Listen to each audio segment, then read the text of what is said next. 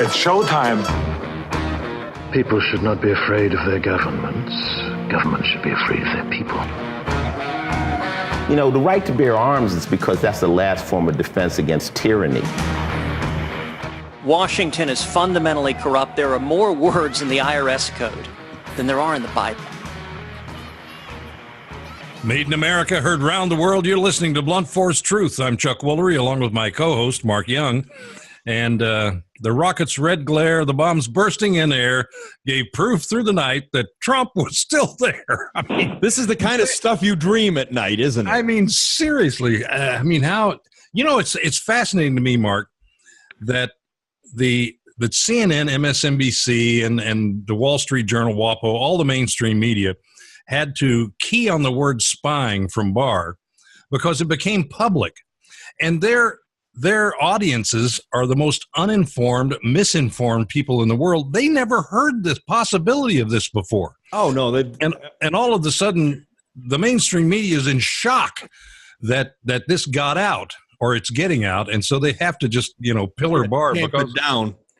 Well, Barr, think about Barr. I mean, this guy, we already know what kind of attorney general he is because he's been the attorney general. It doesn't matter to them. And now he's turned into a political hack, and Mueller is now, complicit in a cover-up. Hey, listen, when Assange was publishing stuff that came out of the Pentagon or whatever, the military complex by Chelsea Manning, he was the hero of the left. And now they despise him because they thought he literally single-handedly killed Hillary. They still can't get over the fact that Hillary lost, and now Assange is even responsible for that, I find they love and hate everybody. It just depends on which side. If you have their narrative and you're talking their language, they love you. If you don't, they hate you. And it can happen. They're so mercurial, it can happen in a second. They can turn on a dime. You ever get the feeling like Chris Hayes looks under his bed for Russians before he goes to bed at night? I think Chris Hayes has Russians living under his bed at night. It's just campfires going. They're all, And then Adam Schiff still saying Russian collusion is so obvious. It's in plain sight. It is right in front of us. Yeah. And the only guy that can't see it is a guy who spent $35 million in 22 months on an investigation. Mm-hmm. He's the only guy in America that can't see it is Mueller. Well, Mueller went from hero to heel just overnight. Well, we predicted that on this show, didn't we? It's true, we did. That he would turn into an enemy of the deep state, which he is going to be. On today's show. Oh, go ahead, and you can do that. Now, I want to talk about one other thing before we get going. Okay, go ahead. It's your show. Go ahead and talk about what you want to talk about. It's our show, but here's the thing. I'm just the washed-up game show host sidekick. Come on. Right. At least somebody that's what I'm told on Twitter. Elaborate exactly. Why am I washed up? I don't understand. And, of course, I had nothing to say. So here's the deal. I lived in Los Angeles for a long time, 45 years, and I had children there. And they had to go to school. So here's the process. And the reason I'm bringing this up is all this stuff that's going on about people, using blatantly misusing the system to get their kids into USC and all these other colleges and paying people off and all that kind of stuff. So here's the deal. In order to get your child into a decent school, because you definitely don't want to be in the public schools of Los Angeles because they're horrible. Now, at one time, they were like among the top 10 in the world. They were so good. Palos Verdes, I think, was number one. But, since Democrats took over, they've completely gone off the rails. So you don't want to put your kids into public school because they're dangerous on top of everything else. So you have to get them into private schools. Now, private school cost for a child in the first grade is as expensive as a college semester. So it's terribly expensive and only a few can afford it. If you're a celebrity, you have a leg up. They'll let you in because they want to say, well, Tom Hanks' children go here. And that always looks good on their resume. But if you're not, here's the process. When your wife is pregnant, you have to go to the Presbyterian church or some other little church area that has these little preschool schools for babies. And you have to get them enrolled there any way you possibly can, because that's how you matriculate up to a private school. So you pay off a priest to get your kid in? Exactly. You got to pay them off and make sure you can do anything to get them in there. And then you have a chance to get into a private school. So these things are very expensive as well. So only a few can afford them, but all celebrities. I remember what you used to pay for your boys in that school. That was crazy. It was insane. It was like buying them each a car every year. I had 3 children in private school at one time, and it was just, it was amazing. So you learn ways to game the system in order to get your kids in there so that they don't have to go to public school. And when this thing came up, I wasn't surprised at all because I know what the hoops you have to go through in California, and this is where this is mostly happening, is out of California and out of Hollywood. Yeah, USC seems to have a lot of it there. Right, well, which is a private school. Right. But anyway, I know what is going. I don't think any of these people are going to get prison time, or I'll be very surprised if they do. I really will, even though they may or may not deserve it, but I doubt if they will. Now, just before we get to our guest, I want to remind you, I just found out that my favorite lawyer, Michael Avenatti, he's blocked me on Twitter. Did you know that? Well, I mean, I blocked you a couple of times. Yeah, I know. You have blocked me. But anyways, Michael Avenatti is apparently now facing 330 years in prison. It's amazing. Brian Stelter is the one who came out and said, you could be the next president on CNN. I mean, this idiot. That qualifies him as president under the Democratic ticket. I am thinking that even though he's looking at 330 years, he should be out in about 250 years with good behavior. Boy, I mean, seriously, he's got some serious stuff going on. Oh, no, he's looking forward to proving his innocence. He is a bad man. Well, we're going to talk to a good man. And yes, not a bad man. We're going to talk to Pete Hegseth. Our audience is really familiar with Pete because they know him as the co-host of Fox and Friends on the Weekend, where you have been on his show before. I have. And Pete, welcome to Blunt Force Truth. Hey, Mark, Chuck, thank you so much for having me. And you guys are spot on in those opening comments. I'll steal a line. I don't remember where I heard it. The left would not have standards without double standards. Oh, and that's that is line. That's your line. I stole it from you. No, not really. I just thought I'd say it. Probably is because it's true. I mean, it's their views are fraudulent and self-serving. You're useful to them only to which you're advancing their narrative and their view of the world. Otherwise, they will throw you under the bus. And thank you for talking so much about schools, which I know you both do. It's a disaster what we're doing to the next generation. There's a reason why we get Bernie and Comrade Cortez. It's because kids these days don't know anything about civics or history or why America is special. So I appreciate what you guys do on that. Pete, I was talking to Mark prior to the show and talking about the educational system. When you think about Hillary Clinton, literally prefers Saul Alinsky over Madison, Washington. I mean, she does, and for a reason. That's what she learned in college. And It seems like Chicago is kind of the hotbed of Marxist communists. And I'm just going to say it. I used to say socialist and anything else, but now I've even graduated to Marxist communists because that's what they are. Well, Bernie's latest rhetoric, Chuck, he's completely skipped over socialism. He's full-on communist now. Well, they learned this from Cloward and Piven, from Saul Alinsky. Obama was a big Saul Alinsky fan. So naturally, they hate the Constitution because everything Cloward and Piven wrote was how to overthrow America. And when these people start talking about we want to transform America, that's exactly what they want to do. And I'm not sure the American people are fully aware that they want to transform us into a basic communist system, which all the power resides in Washington and none of the power resides in people, which is exactly the opposite of our Constitution, Bill of Rights. Absolutely, you guys are absolutely right, and they used to not be willing to say socialism because that was a dirty word, but of course now they embrace it. And you're right; it's a gateway drug to a bigger collectivist view of the world, where the elites decide because you're too dumb to decide for yourself what the trajectory of your life must be, what is fair, what you can say and can't say, what you can eat, what size your straw can be or what it's made out of, because they went to Ivy League schools and they're smarter than you, and they've read all these fancy books that tell them that man can be perfectible.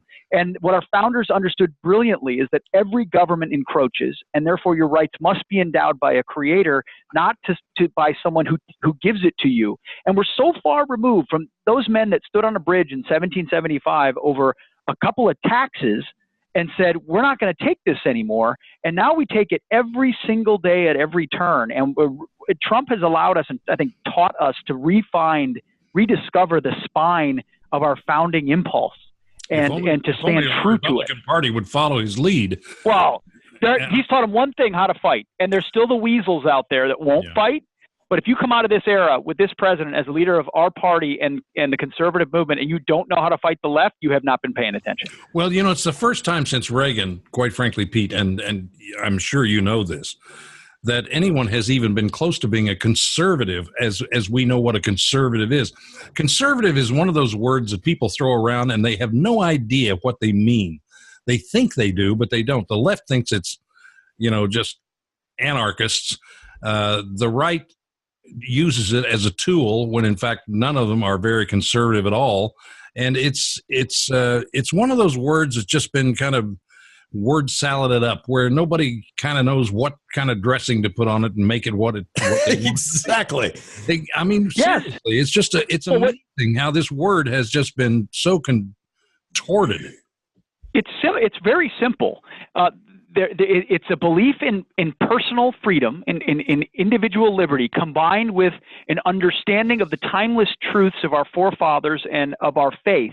So our moral compass is guided not by what government tells us we should do, but instead by what the Bible has laid out and religious traditions have shown, and traditions of institutions that have proven to be wise over time. You combine the two and you can allow people to be free. But if you strip away values, then the Leviathan of big government steps in, and you're subsistent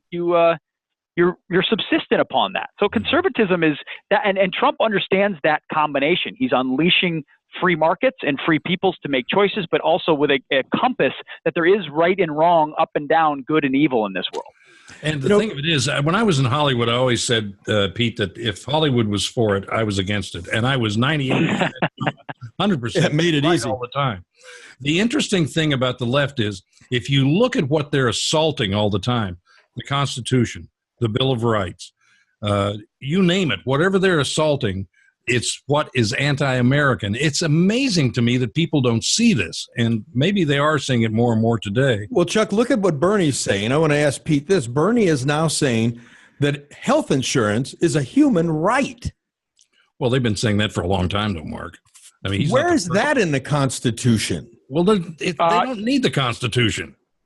Nowhere. In fact, what I've said is I think that the left is, what they've done is they're not attacking the Constitution. They are, but they're attempting to embrace it. They wrap everything they do inside the idea that, there's a constitutional right. What they've rejected is the Declaration. And of course, the Declaration and the Constitution, you can't have one without the other. And the Declaration laid out our values, the rationale for free people. They reject that. Pete, this goes back over 100 years. It started with Woodrow Wilson. Yes. Franklin did it, and I mean, it's interesting to me that they're attacking Trump for separating families at the border. Okay, and this is like a big deal. They got children in cages and all this kind of stuff, but they fail to see when FDR took every Japanese American who were loyal Americans and put them in camps in the middle of the country. I mean, they don't even recognize that. No, of course not. They forget that. And then just like we'll get to this later, I'm sure, but just like they paper over all of history. In fact, I had an interview for a documentary on Fox Nation about Jerusalem. It's called Battle in the Holy City. Folks can get it on Fox Nation. I interviewed the former mufti of the Mufti of Jerusalem, who is also the imam currently of the Al-Aqsa Mosque on the Temple Mount. And we forget, the Mufti of Jerusalem was openly allied with Hitler. Exactly. And it was open. And we forget that. Most Arab nations were. Yes, but absolutely they were. Absolutely they did. And it's rooted in a deep strand of anti-Semitism and a willingness to shift and just reject and lie about history. That's why the fact that another thing in this documentary is they're doing temple denial. The Mufti looked me in the eye and said to me, and we translated it perfectly, King David was never here. Solomon was never here. Jesus never walked and overturned the money tables. There was no temple. Temple was never here. And the documentary exposes all of this. They do the same thing about their civil rights record. They do the same thing about about the Civil War, about every aspect that Democrats have been a part of, where they were on the, quote, wrong side of history, which they love to use all the time to bludgeon conservatives. They were there, and then the media covers it up for them, and they move on to some new shiny object that they'll lie to you about. Well, so what was that foundation for in Jerusalem? The National Bank? Yeah, apparently. Apparently, King Herod built it for the mosque that was going to come there 700 years later. So, Pete, let me follow with this for a minute. When we look at the left claims that they're the party of rights. They're the party of the LGBTQ community, yada, yada, yada. Why do they keep carrying the water for Islam and embracing it when these are the people who throw gays off the roofs of buildings? Well, yeah, they're because it's an alliance that's useful for them. They're the party of grievances, right? There's always something wrong with our imperfect system where they need to perfect it even more, and they don't look at the system's ability to adapt, like women's suffrage, like overcoming slavery and overcoming Jim Crow. The system adapted beyond that for the right reasons. They can't understand that. Now, they're so baptized in multiculturalism and diversity and otherism that is identity politics is what defines them. So for them, what they see as marginalized Muslim communities, which of course, this idea that there was a big anti-Islamic backlash in this country after 9/11, which is what AOC and everyone's talking about, is just insane. Because some people did amazing. something.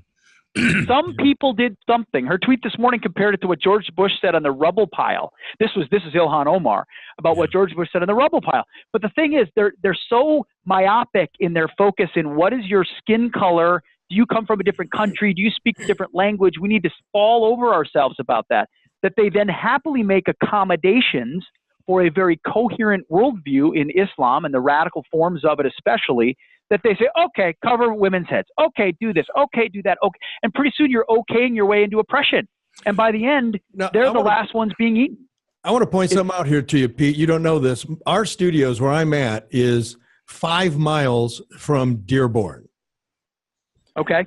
And Dearborn is the largest concentration of Muslims outside of the Middle East. When 9/11 happened, there was nothing happened here. There was no backlash. There was nothing going on in Dearborn. The white community in Detroit didn't do anything bad to the Muslims. In fact, I watched people go out of their way to try to communicate during that time. Yes. By the way, I grew up. My studio is 60 miles from Little Moscow, or Moscow on the Little Colorado, which is Austin, Texas. So we're all. You guys are both. You're both in behind the lines. I grew up 30 minutes from Minneapolis, Ilhan Omar's district. Little Mogadishu is what they call it locally. There was no backlash against Somali Muslims in that area. They brought in all these Muslims as refugees and everything else. Correct. Now they dominate certain areas. It's exactly what's happening to Europe.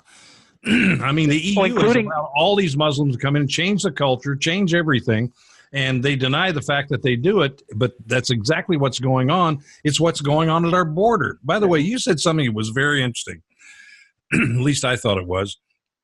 You said that our Constitution has allowed us to change and improve and take care of the problems that we have, which we've done. The interesting thing about the Democrat Party is they have no allowances for that. They will never change.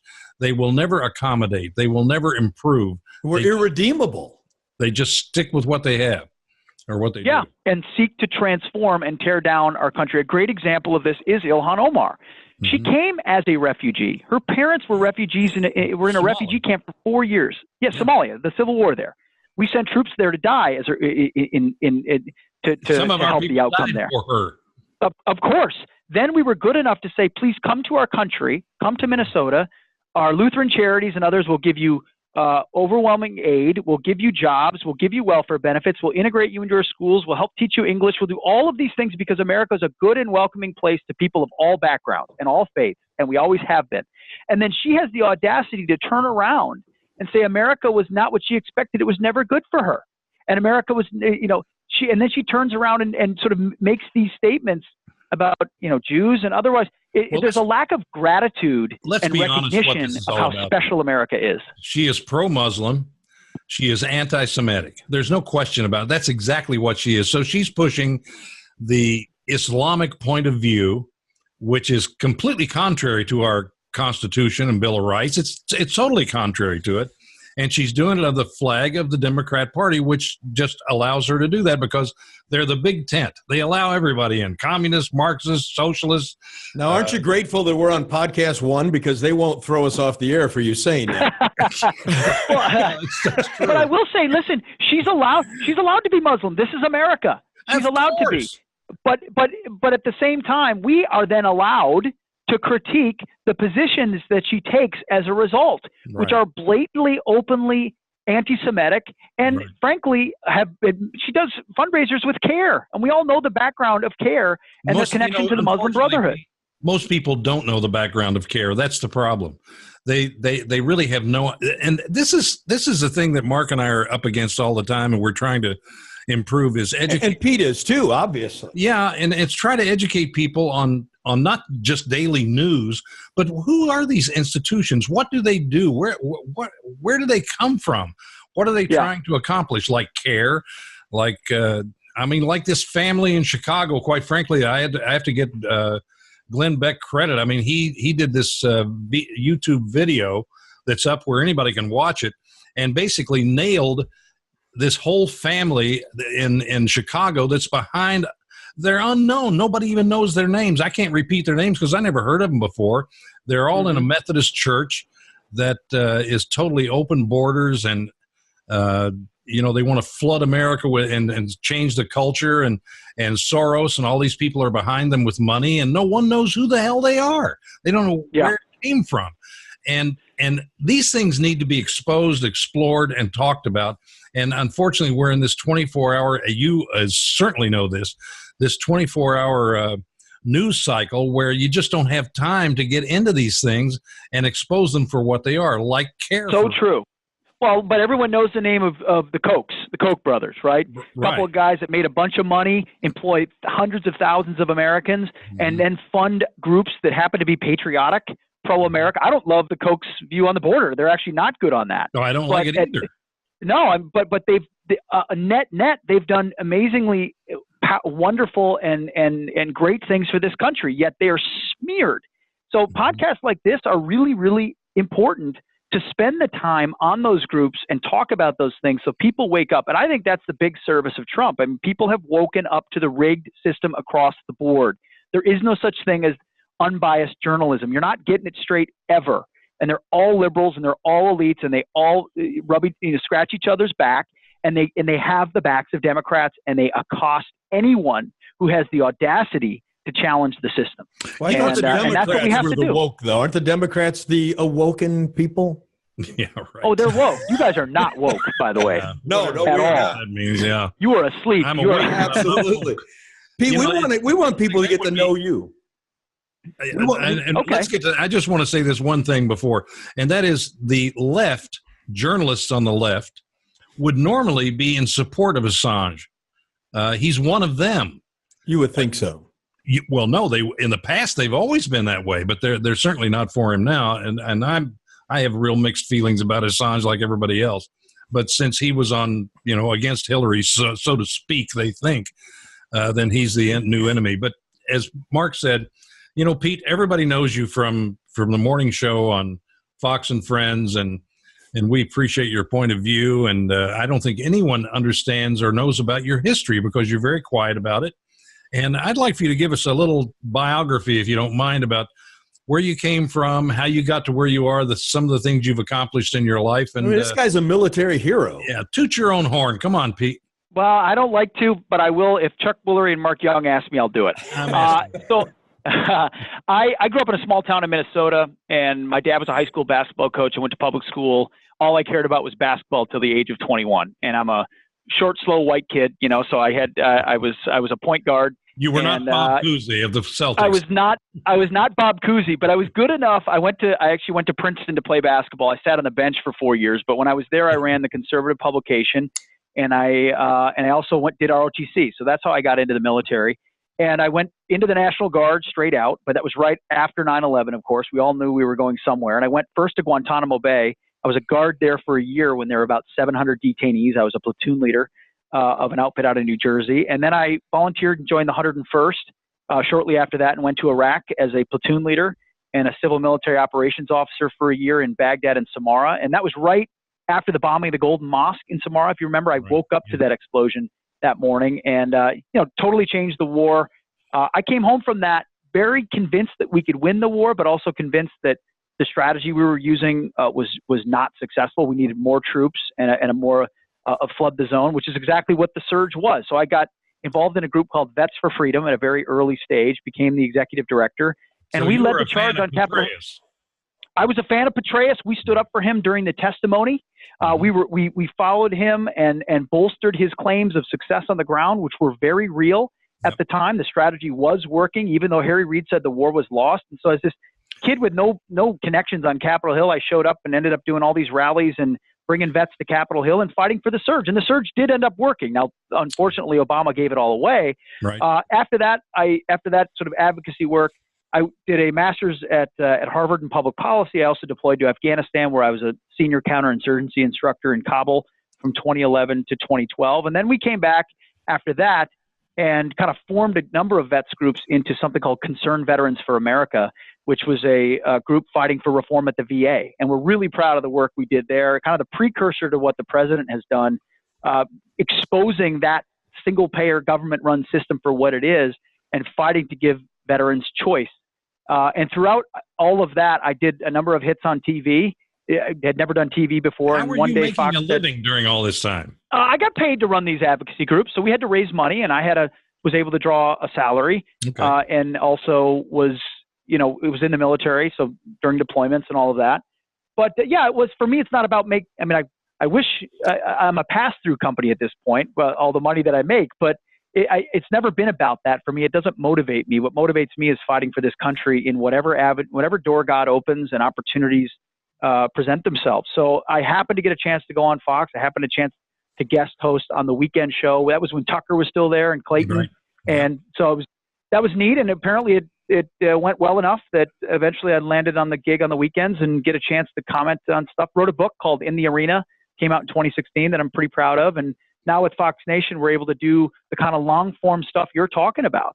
And so I've got a number of projects in the hopper about other specials we're going to do. But listen, this is a great country, and we live in this very consequential moment. I don't think it's special. We always think we live in a special time. We've been through tough times in our country, but republics are on average live for 225 and 275 years. We're at 240, and we have a choice, a fundamental choice about the future of our country. And if I get the chance to be a part of the public conversation on Fox and Friends, it's a blessing, and I do it enthusiastically. And I don't know what the next 5 or 10 years will look like, but I hope to be a chance to be a part of fighting on the front lines for the country. So I've been blessed. I've always said I'm a child of privilege because I had two parents that loved me, that taught me about God, and that America is a special place. And from there, in this country, it's up to you. It's very interesting, Pete. My partner Mark is very bright. Far more. I'm a mental midget next to him, and I'll admit it. But he's able to adapt to a certain thing in order to get our message across, which I think is so important. And it's so difficult because what we're talking about is a glum, just depressing kind of place like Washington. I mean, it's depressing to live there, I imagine. I've never lived there, but I know I've visited. And Mark has got a great sense of humor. And when you can approach these things that are so devastating with a sense of humor, it really makes a big difference. And I think that's one of the reasons Rush Limbaugh is so popular, because he does it with a sense of humor. And so that's what we try to do. And what we're talking about things that are just so dangerous to our future. And it's so hard to find the humor in it. But along the way, there is a lot of humor in this when you think about it. Yes. It's so ridiculous and so crazy. Humor is the avenue to truth. I mean, that's why comedians are oftentimes truth tellers, because you can say things. And that's why I love the morning show. It's why I love Fox and Friends. Listen, we have a ton of fun. And there was a book written by Jeffrey Hart. He was a professor at Dartmouth, really smart guy on Western civilization. I read it years ago. It's called Smiling Through the Cultural Catastrophe. And I think that title is very well said. We have to fight every day for the freedoms we have in this country against people who want to tear it away. But there's no reason we have to be angry about it every day. And sometimes you got to laugh. And I believe in the power of mocking. I really do. Trump has perfected this. Trump is mockery. He has. Mockery is really important. What you're saying is a sham. You are a joke. Yeah. It's grounded in nothing, and I refuse to accept your premise. And I think we can do that with a smile on our face. One of the things I find very interesting and not very well satisfying is when I talked about my brother being a mental giant and I'm a mental midget, he didn't come to my defense. You were still talking. You're right, Chuck. You're Why not would right. he? No, the truth, actually, the truth. No. I got to tell you this. Fishing for a compliment. No, but I got to tell you this, though. Chuck is actually one of the wisest people I know. He has this great wisdom.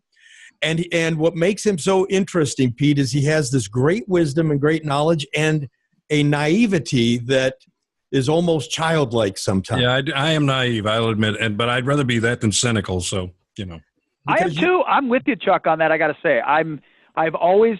It's funny. I learned a lot from Tucker when I hosted the show with him, and Tucker comes from a reporting media background, right? That's why he's so. I mean, his intellect and his ability to understand things is why he's so good. But he once taught me, said, "I trust nobody. The first time I meet them, I don't trust them, and I don't believe anything they're saying to me." And I came from small town Baptist Minnesota, where it was like, "Oh, I love everybody. Everybody's great. You're great. I'm great. We can be friends." And I've tried to find a middle ground on that without getting cynical to say, maybe they are lying to you. I remember when my dad first told me that everything you read in the newspaper, Pete, is not true. I'm like, really? There's some things in there that are not? I thought if it was printed, it's true. I think as a country, we're having that giant realization, which is a good thing.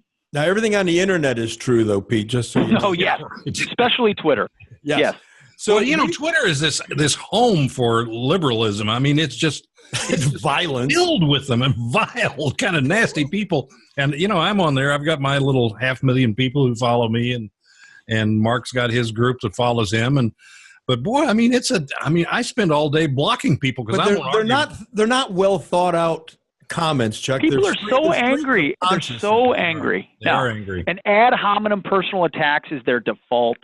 They don't want to have a conversation because they're not the party of ideas. Their ideas are give away free stuff to people. Let's see how that worked out in the past. Not so great. The same thing. They're great studiers. Did you ever notice this? The Democrats always want to study a problem. They don't want to solve it, but they want to study it forever. But they will never learn what it is. So there's something that all problem three is our shared. Our squishy friends on the right are the same way. Let's form a commission. Let's get a committee to look at that. Yeah. And it's enough of that already. And that's why Trump drives him nuts, because he's not a politician. He's an entrepreneur. Yeah. And entrepreneurs, and I am one, entrepreneurs by the very nature see a problem and you just jump in with both feet and you look for a solution and you move on. So there's something that all three of us shared. All three of us were originally Ted Cruz people, I understand. I believe you were too, and then I was a Rubio guy first, and then I moved to Cruz very strongly when it was just Cruz and Trump. And Chuck and I were also supporting Cruz, and actually I think this switched. I think the big switch came for you and I, Chuck. You were on Fox and Friends on Saturday, and the president sent a message over and invited us to come over to Trump Tower, and I think that's right. where we made that switch.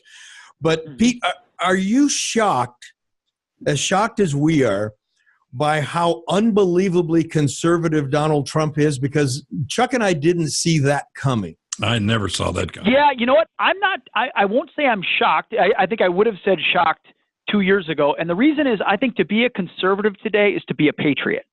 And I think Donald Trump is a patriot and understands the fundamentals of citizenship in a free society. And he's just applying patriotism as he sees it, which today is outright conservatism. And then he also has surrounded himself with really wise advisors who've done the homework and have set it up for him. Look at, setting up, establishing Jerusalem as the capital, moving the embassy there. Look at the Supreme Court justices. And this is a guy who wasn't outright pro-life his entire career, but he understands people that have studied this and he follows their guidance. And in that sense, he's very wise. And you're right. We all had our Trump conversion moment. And mine was, I was watching, I'll never forget it. It was two things happening at the same time. It was when he did a rally down in San Diego, I think it was, in 2016. And the protesters were all waving Mexican flags. And I remember thinking, this is America. And I feel like our allegiance should be to the country that we're in. And if that's not the case, we should really think pretty hard about what we're doing to ensure we continue the promise of America and people are really invested in it. And then the other one was a press conference that Rush Limbaugh called, the press conference Republicans have been waiting for years. And he just stood on the podium and he looked at these reporters. He's like, "You're dumb. You're an idiot. That's ridiculous. Get out of here." He just scolded. And I just remember, I'd love to roll tape back on that. I remember looking at that saying, that's it. These guys are all weasels and we play their weasel game and he's not going to play it. He's got a chance to do it. And once that light bulb goes off that this is not because I wanted the conservative litigation of Obama. I wanted silver-tongued Rubio or Cruz to just talk Constitution and to deliver, the core values of what we stand for. And this was a break glass in case of war election. This was not about that. This was blunt instrument needed, course correction completely, and that's what Trump represented. God bless the folks that saw that out the gate. It just took the rest of us a little bit more time. And that's why we came up with blunt force truth. It was a lot of that had to do with Trump, because the truth is just blunt force sometimes. The other thing is that Trump, became, well, let me put it this way. The Democrats are constantly projecting everything they are onto Republicans. They project racism, they project bigotry, they project everything. It's who they really are. And I'm not sure the American people can see this, but when it comes to Trump, they are convinced that Trump is in it for himself. He's not in it for America, because that's who they are. They're in it for self-promotion, self-preservation, for power, and he's not in it for that at all. So he has to be like them. And so he must have our motive. Yes, because he's a billionaire from New York City. It must be all about personal enrichment, which they still go back to all the time. Yeah. It's not an understanding that he's been saying this stuff for 80, 90 years, that clip that always goes around with him on Oprah where he says, well, if it gets bad enough, I would step up and do it because I love this country. Mm-hmm. That's exactly what happened. And thank God he did it. And they just can't figure that out at all, which is no, they never will. I cannot wait, because I'm glad they can't figure him out. Me too. Yeah. I'm glad we've got Comrade Cortez. I'm glad we've got Ilhan Omar. I'm glad we got Bernie. Just let him keep talking, because when he wins 40 plus states in 2020, and they wake up the next day in a pool of their own tears, they still won't understand what happened. I just saw the news. He has totally changed. I just saw the news. Nigel Farage is running in the UK because they haven't figured out how to Brexit. Good. I mean, this is just the beginning of the people saying our governments are deceiving us. We got to step up. So this movement is, everyone wants to say it will fizzle. Now it's only growing. So Camilla Harris put out a tweet saying that describe who she is, because our audience probably won't know who Camilla Harris is. Camilla Harris is one of the candidates for president. She's a senator from California. Mm-hmm. And she put out a tweet saying that when she's elected president, she's going to fix the income disparity that is between black teachers and white teachers, because black teachers make $2,600 a year less than white teachers. Now, I commented to her, and she actually tried to back it up, because my comment to her was, since the teachers union negotiates all the contracts, you have just shouted out the fact that the teachers union must be racist, because they obviously are not. They obviously are not negotiating the same contract for the black members as the white members. But where I'm going with this is, she's making education one of her topics. Where do you see the education system in America going right now? Oh, let's have that conversation. Please make it about education. Where do I see it? Well, start with Maxine Waters not knowing that the government's actually supporting. Oh, my God. Yeah, I mean, the government school banking or whatever the committee is. What are you going to do about student loans? We don't make student loans, Congress. Oh, my goodness. That was unbelievable. Listen, you guys were talking about it. Revealing. Of course. Let them keep talking. That's exactly my point. You guys were talking about it before. I mean, the government schools in our country are indoctrination camps. And you know what? We used to think it was higher education. It's not. Because of the federalization of education, because of the unions, because of the Democrats, it's now social justice agenda, anti-American agenda in our high schools and our middle schools, even down all the way down into elementary school, on the gender stuff, on the sexuality stuff. They're trying to create a pipeline of future voters based on an agenda of indoctrination and social justice. And if you think your kids go to remember the axiom, everyone hates Congress, but they like their local congressman? It's the same thing with public schools. Everyone says, "Oh, the public schools are so bad," but my school's good. We got nice. So your school's infected too. Do you even know if your school says the Pledge of Allegiance every day? Most public schools don't anymore. Do you know what your school teaches on Common Core? I've seen the second grade Common Core math. It's lunacy. I have a kid who's in a public school, unfortunately for now, and it's insane. And the types of things, I mean, Earth Day is a national holiday. You think it's the biggest holiday of the year. You can barely get them to celebrate President's Day or Vets Day or any of the stuff that's foundational to our country, let alone learn about the Constitution and basic civics. Listen, our public schools are a really huge threat to the future of our nation. If they want to have that conversation, Trump will have it. And he'll be right at the pulse of where Americans are. And it's unfortunately the most disadvantaged who are the most trapped in that system because we don't have school choice. They're not able to go elsewhere. Our public schools are not what they should be. They can't go to private school like you talked about. So they're the ones that deal with the ramifications of this system. That's what's unfair. Yet instead they point to, teacher pay and say that somehow there's this hidden racism amongst all Democrats who control all these inner city schools, and they underpay minority teachers. It's a shell game. So any conversation they want to have, from the border to abortion to education, they will lose, and Trump will have it in a full-throated way, which is great. As parents, my daughter. So we live in an affluent community with the top-rated schools in the state, and I found my daughter coming home with schoolwork that I would have to sit down and I would just have to correct what she was being told. I would have to sit down and say, no, this is not what happened in history. No, this is not what the Constitution says. She had a teacher that told her that America ceased to be a republic and became a pure democracy once we ratified an amendment to allow 18-year-olds to vote. This is what they were teaching in her high school. What in the world? Yeah, no, listen, it's those schools that are often the worst. It's those schools that are often the worst. I have the same scenario. The property taxes are obscene where I live in New Jersey. The public school there is known for being a great public school. That's why everyone wants to send their kids there. And then you realize, then you go to the Christmas program or the holiday program for second graders, and the word Christmas is never said, not once, except during Feliz Navidad. It's not. I mean, you can't. Yeah, you can say it in Spanish, but not in English. You can say it in Spanish, but not in English. Now check this out.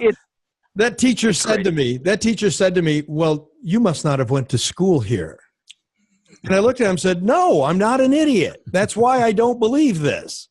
But I actually went in and fought with the teacher. And my point is, folks, and tell us what you think, Pete. As parents, if you have children in school, you need to pore over what they're reading.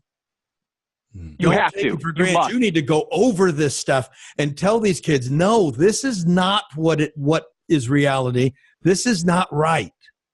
Everything. Parents, grandparents, where are your kids going to school? Who are their teachers? Who are their teachers? What are they bringing home? And if they're in a public school, a big part of your job is going to be deprogramming what they think they learned at school. Exactly. Otherwise, you will get futures of Cortez and others pumping out of the system. Coming right out of the tube. You do. That's what they want. That is exactly what they want. That's why it's either your options these days.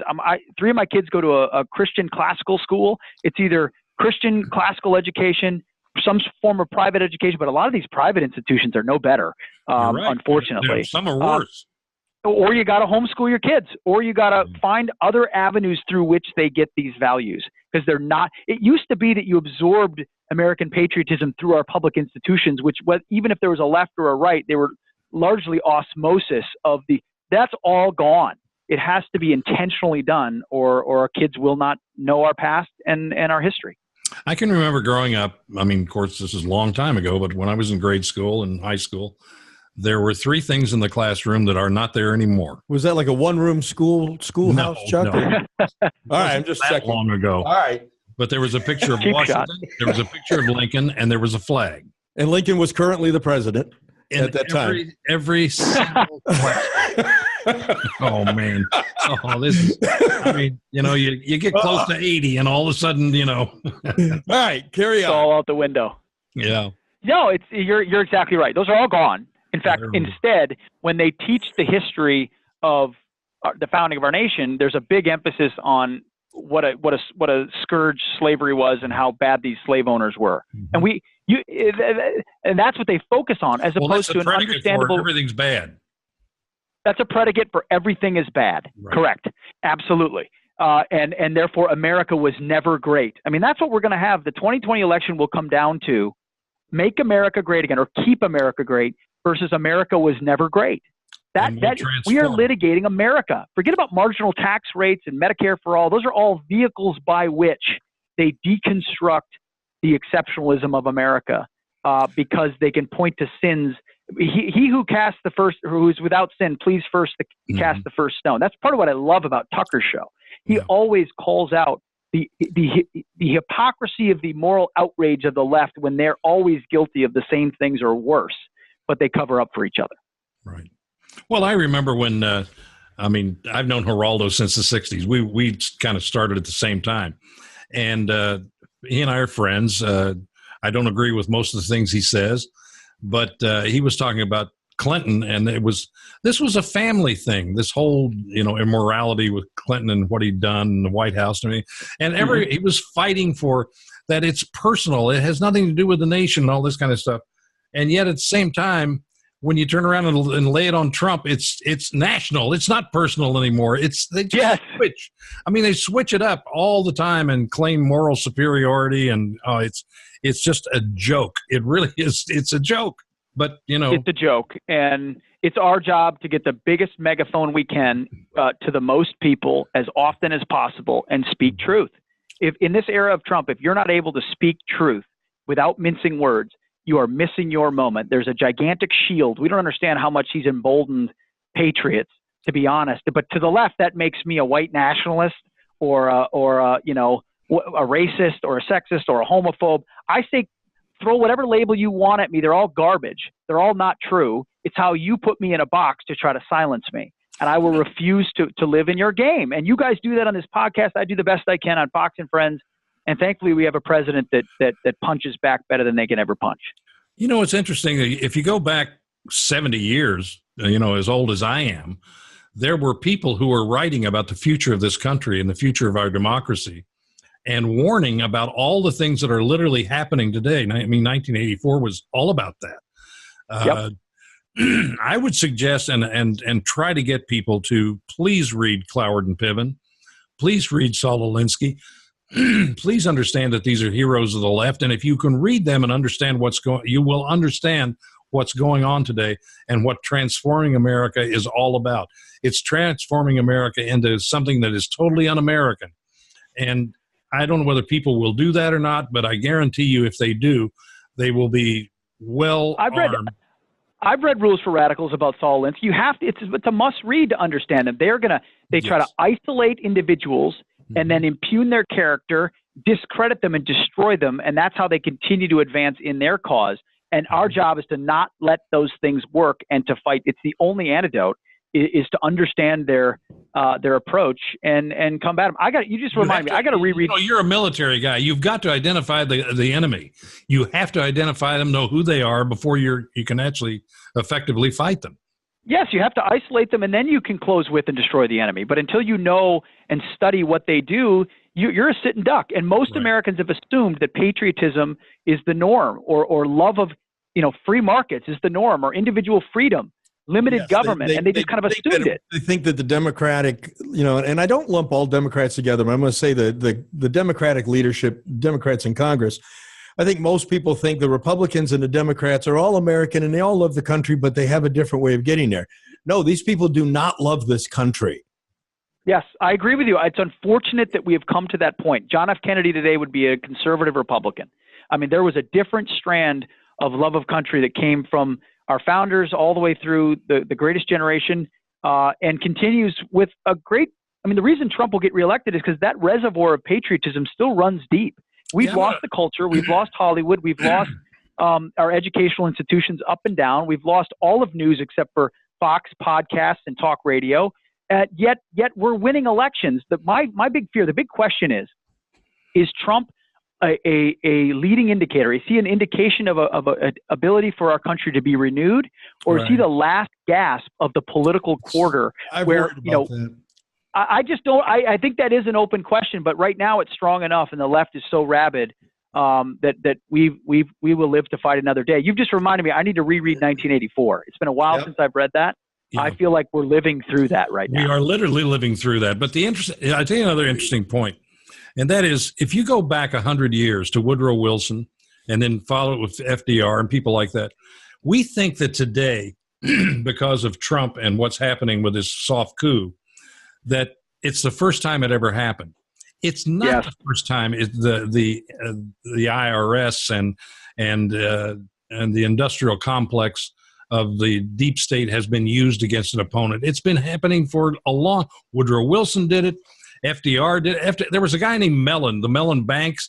FDR hated this guy, and no one really knows why. But he went after him with a vengeance through the IRS.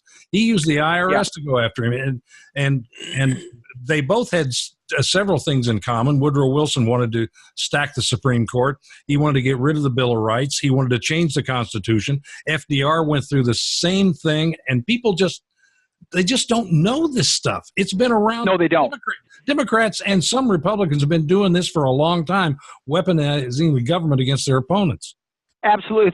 Listen, I mean, these threats are not new, as you said. I mean, there's a reason Eisenhower put under God in the Pledge of Allegiance. It's because we had a problem with communists, and we knew communists were godless, and we knew we needed to fortify. He also had a little thing called Operation Wetback. You remember that? Yes. He cleaned out every illegal in this country, and he did it within a couple of years. Yeah, I mean, legality and citizenship has to matter, and that's something the left, their mantra of no person is illegal is what they believe, and as a result, our borders should be wide open, and we should become a melting pot of whatever other ideas that have worked so well around the world. But here, one of the things we were going to talk about is Convention of States, an Article 5 convention, which is something I'm very passionate about, which is a movement happening. Yeah, Mark Levin and you guys and Hannity and anybody. The best law professor, great conservative, Robbie George out of Princeton, who's a mentor of mine. He's on board. I mean, this is something our founders gave us. It was the last day of the convention, and they slipped this into Article 5. If the federal government ever gets so big and unwieldy and so oppressive that the people have a recourse. You got Article 5. You got Article 5. The people have a recourse to go to their state legislatures and pass a resolution, and if 3/4 of the states pass it, you have a amending convention. This is not a brand new constitutional convention to rewrite the Constitution. That's not what we're talking about. Very specific parameters that an amending convention could do to limit, in this proposal in the current Convention of States, Article 5, is to limit the size and scope of government, to look at term limits, not just members of Congress, but also within the deep state and the bureaucracy. Because if you just limit members of Congress, then the deep state gets even more powerful because they stick around while everyone else rotates in. And then it's size and scope of government thing, and balanced budget amendment. Washington lives by its means. This is the type of thing I'm throwing my full support behind, because we need a moment like that. We need to get to the point where the people take the power back. Can you imagine how much Washington and the media would freak out if a convention was formed because Washington can't figure it out? And I think the reason why the movement is going a little bit more slowly for Convention of States is because people feel like Trump's got their back. The Republic is being defended. But let's say that, in 2024, that's not the case. Right. We're going to need a recourse to stop the encroachment of the federal government. So 14 states have passed it. If you haven't checked it out, just Google Convention of States. It's worth looking at. And I think it's a place where real patriots should put a lot of support behind. And we need how many states, Pete? You need 34, I believe. I believe it's 34. So we're still like 17, something like that. We're at 14, but it's 14 have been passed. But in a dozen or so or more states, it's passed one house of either the House or the Senate in that state, and you don't need a governor's signature because it's a resolution. So you just have to get. And then there's plenty of safeguards. So let's say you go to a constitutional convention, then whatever's ratified there, whatever's passed there, has to be re-ratified back in the states. And this is a very high bar. But let's have that national conversation that our founders gave us. And, of course, the left hates it. Every single left-wing group has come out against this. Hillary Clinton has spoken about it after she lost the election. They see this as a threat. It would unwind the welfare state established by FDR, effectively, what they've done for 90 years. This is big of a bullet, metaphorically, as we have in our chamber. Has Michigan passed I this think yet? Folks need to learn more about it. What? Has Michigan passed this? I don't know if Michigan has. I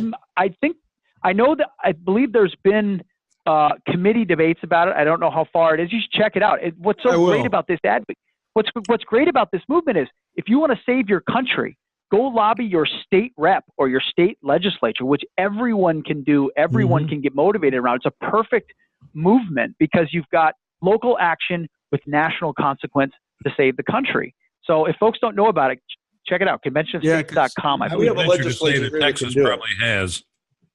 Texas, I believe, has. My home state of Minnesota has not, but I've been very involved there.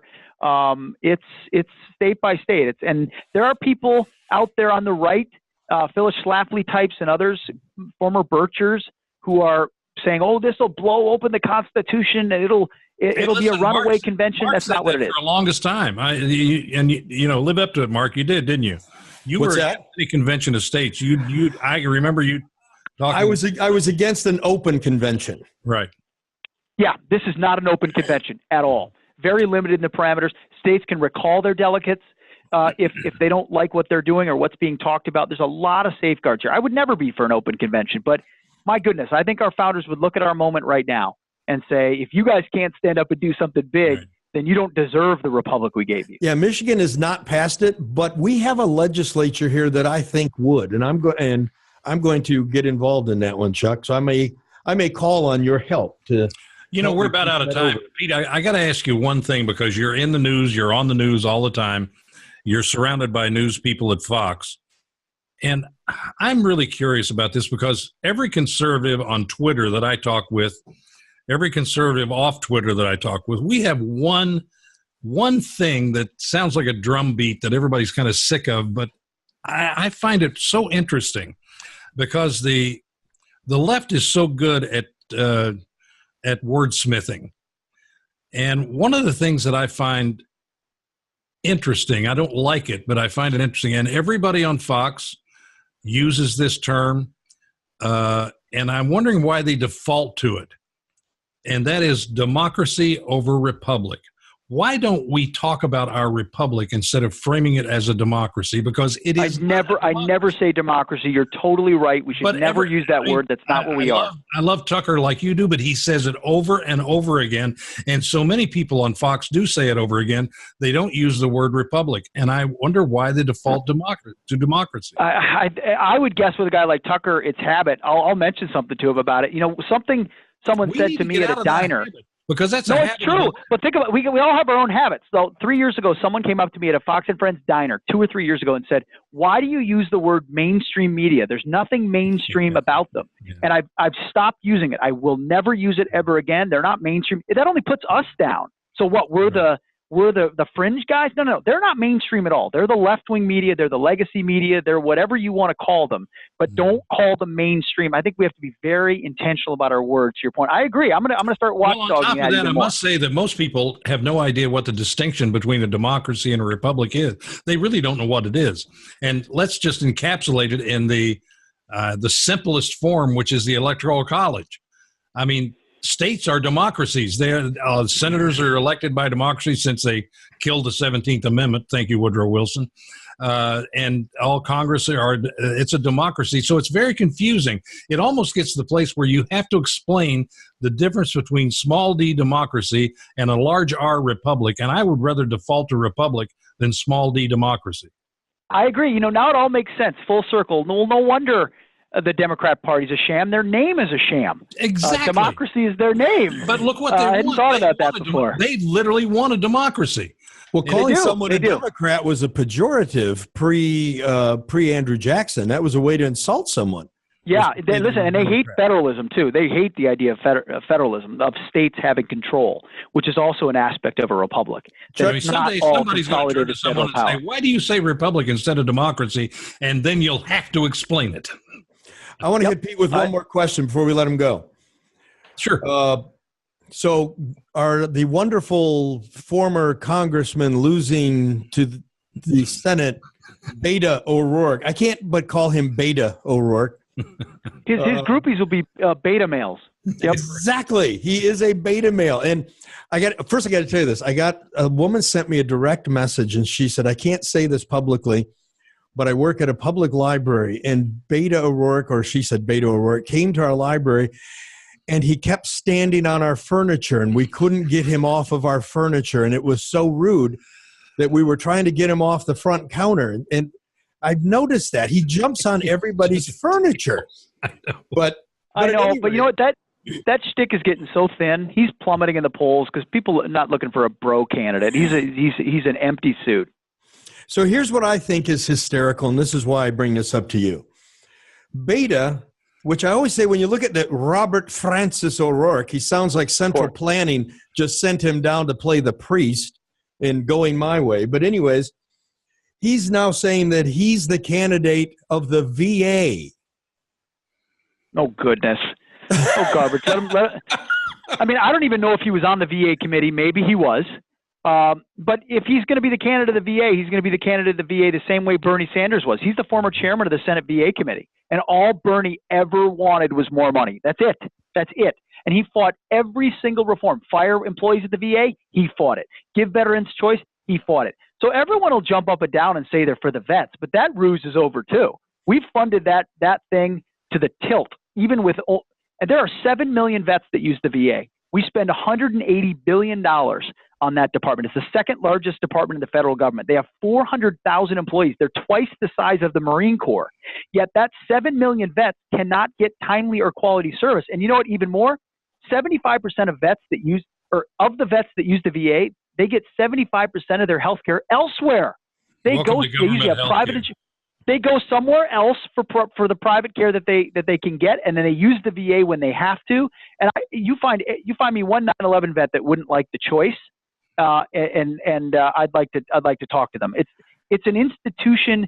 To understand it's a generational thing. I mean, a lot of Vietnam vets, they came home and they were spat on, and they found one place, and it was the VA, where they felt safe, where they felt they could be together. And the ethos of that generation is much more pro the older institutional VA, but now they're seeing how much they like choice when they get it. It is a classic single payer argument to prop up the VA, and the failures of the VA are a preview of what the Democrats want to do to every single one of us. It's government run healthcare. Well, I'm going to get accused of having a tinfoil hat on here.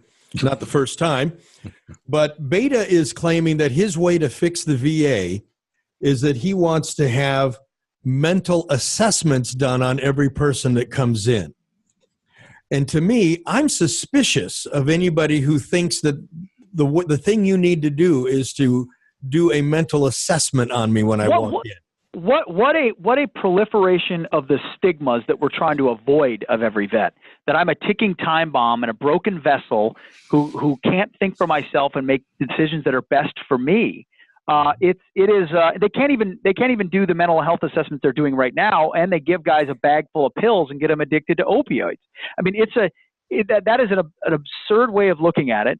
And ultimately, you know where that goes to? Well, you're not mentally unfit to own a gun. That's exactly where it goes. Yep. Yes. I got my tinfoil hat on too.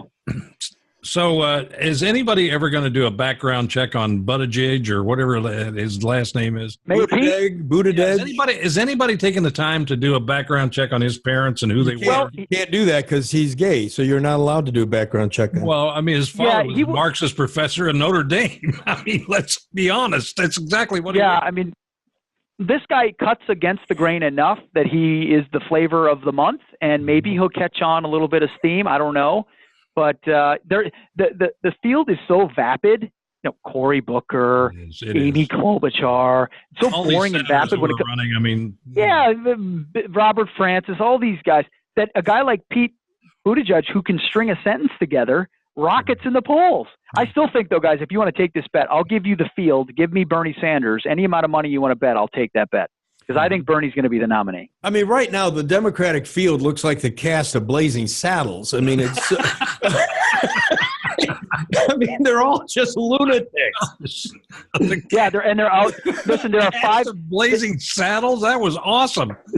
Oh my goodness! There's 5 boxes you got to check to be a Democrat. There's the gender box, the male or female, the gender box, The gender box is one of 78 genders, so you got a lot of choice.